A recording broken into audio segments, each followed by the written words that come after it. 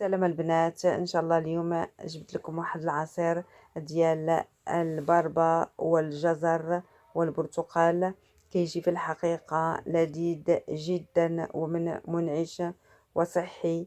كنشكر كل البنات اللي كيدعموني وكنشكرهم مع القنوات وكذلك المشتركين، وما كنسوش كذلك كل اللي كينضم للقناة من مشتركين جدد. كنشكركم بزاف.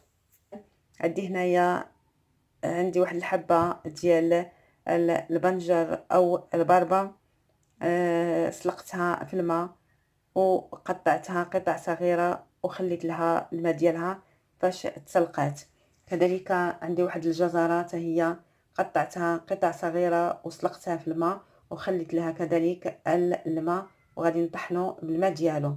كذلك عندي هنايا عصير البرتقال تيكون طبيعي، عندي واحد نصف لتر. غادي نشدو بثلاثه المكونات وغادي نطحنوهم ان شاء الله في الخلاط الكهربائي باش نتحصلوا على عصير جيد ومنعش وصحي. الجزر كنحطوه في الخلاط الكهربائي، كذلك كناخذ البربه وغادي نزيدو عليها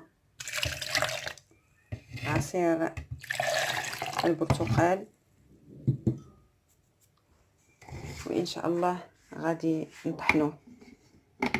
ديناه كيتطحن، ولا بغيتو تزيدوا نتوما السكر ديروا السكر، انا ما كنديرش السكر في العصير. هذا هو عصير ديال البربه والبرتقال وكذلك الجزر، كيجي لذيذ جدا وسهل في التحضير. كنتمنى الى عجبتكم هذه الوصفه باش ديروها لوليداتكم ويستافدوا بكل المكونات الثلاث.